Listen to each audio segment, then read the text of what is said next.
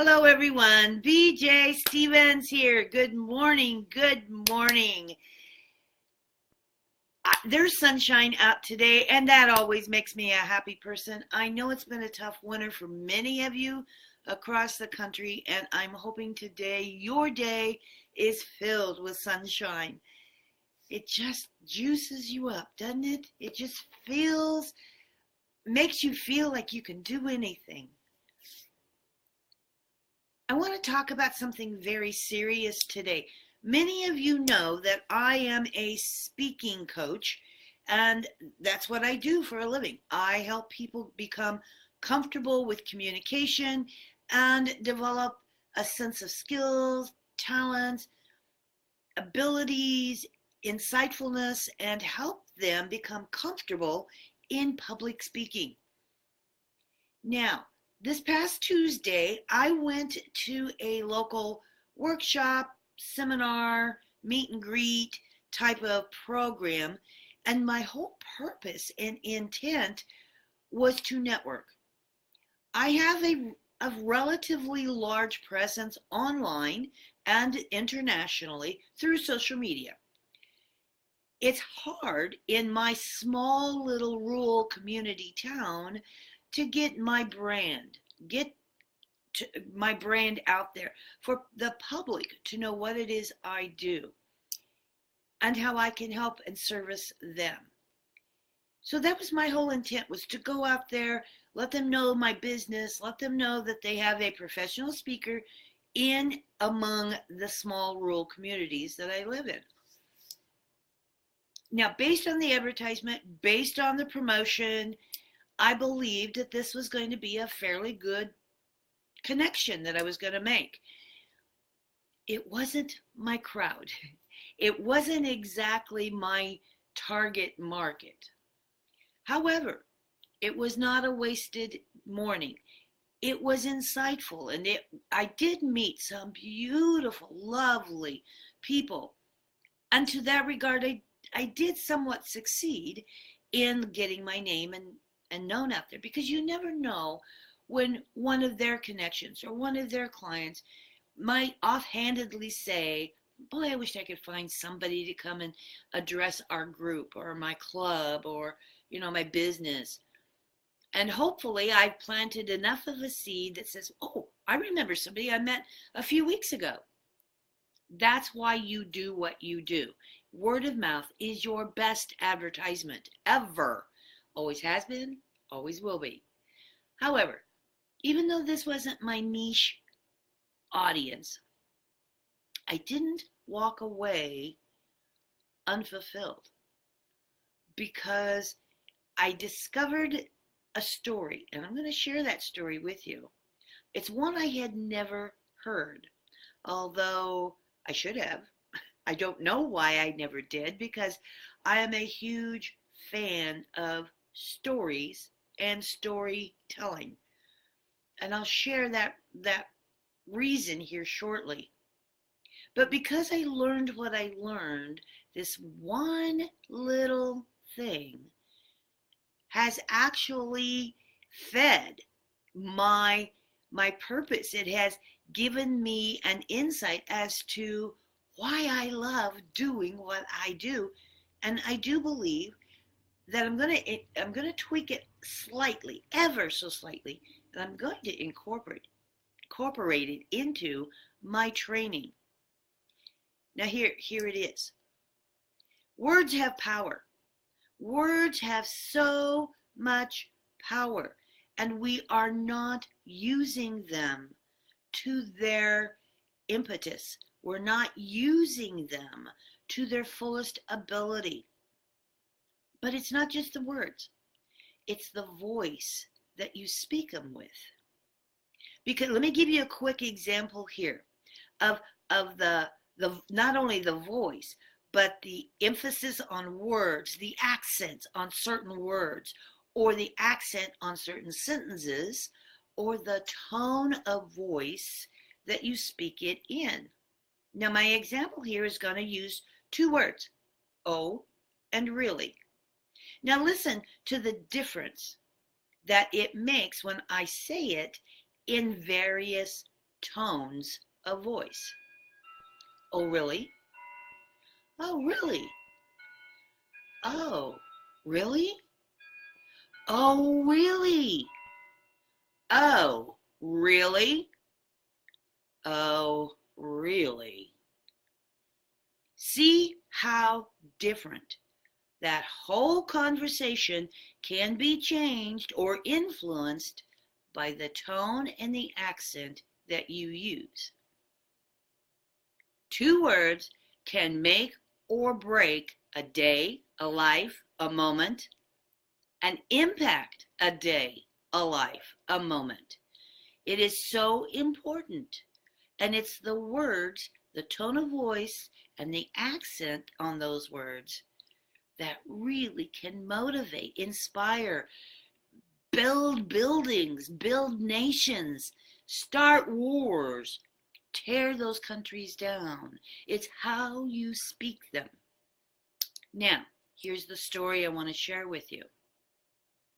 I'm a big fan of Hemingway and O'Neill and Thoreau and all those marvelous novelists out there. I've read them since I was a child. My mom got me into them, believe it or not. However, out of all the stories that I've heard about all these famous and much admired novelists, guess what? I missed one. I missed a story. But this story that I learned on Tuesday has really impacted about how I'm now going to be teaching what I teach in my speaking world. And listen to this. Here's the story. Hemingway, who lived in Florida, was visiting one of his local water holes with some friends of his and some not so friends of his. And by this time, he had a following, a notoriety, some famousness attached to him. So as he goes in, and Hemingway is known to love to imbibe, as he goes in and he's sitting around this table of friends and gentlemen, someone develops a cockiness, perhaps maybe a slight jealousness to Hemingway's stature. And I do believe they probably were a little bit on the tipsy side at this moment. And one of them kicks back and say, yeah, so you're such a hot shot author. What's the shortest novel you've ever written? And Hemingway proceeds to explain to him that it's not just sometimes the shortest, sometimes it's how you draft the story. And this guy was trying to belittle and berate Hemingway and try and put him down to make himself look bigger. And he said, well, I have a challenge for you. Anybody else at this table want to take up this challenge? He said, I bet you can't write a story in 6 words or less. And everybody at the table gets real quiet. And he says, 6 words or less. Can I do that?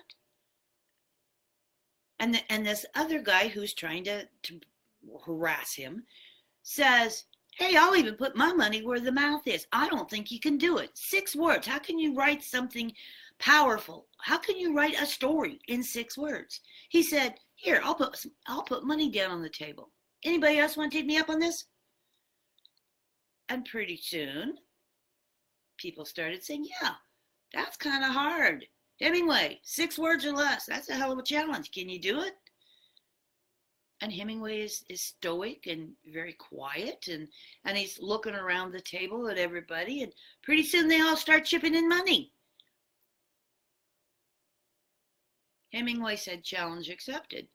24 hours from today, we'll meet right here at this same table, at this same time, and I'll have my story for you. 6 words or less. So everybody says, yeah, big man. Can't be done. Never been done. I'll take it up.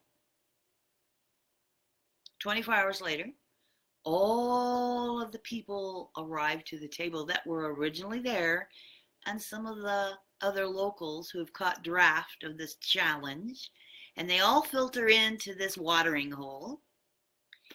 And after drinks are ordered and everybody gets comfortable, this bully who began the challenge says, "All right, sir, let's hear it." And Hemingway just kind of looks around and takes that long, pregnant pause. And he said, "Okay, here's the story. 6 words. For sale. Baby shoes. Never used." And there's a hush that goes over the room. And some of the people start bowing their heads and shaking their heads. 6 words changed the entire temperature of that room. It changed the entire mindset of that room. Now, obviously, he walked out of there with money in his pocket. But I can promise you that he also changed the minds of many small minds in that room. That's the power of words. 6 words. Now, I am going to tweak that a little in my coaching and in what I do. And I'm going to start challenging some of my students, not to 6 words, but to something similar. How you speak those words and the words themselves are so powerful. You have no idea the power that lies right here. You can make people smile. You can make people believe in themselves. You can lift spirits, minds, hearts, souls, nations, community, races, religions, cultures, right here. And when you do it with intent, with kindness, with meaning, with passion, with conviction, and sharing 6 small words, things can change. Things can change. If you are curious now about what it is that I do, I would invite you to get a hold of me at bjstevens.com. Have a conversation with me. Let's see what it is I can help you do. Maybe not in 6 words, but let's see if we can do it in 12 words or less. I'm throwing down a challenge. Come join me. Come learn what I do. Let me see if I can help you have that same kind of impact on your sphere of friends, on your circle of the world. Take care, everybody. God bless. Put a smile on somebody's face today. That's the least you can do, and it is the most generous and kind thing you can provide to somebody. Your smile can change a life. One smile. Don't even have to be words. One smile. Loves and hugs to all who join me. I'll respond to you shortly. Thank you so much, so much. I appreciate you. Bye-bye, everyone.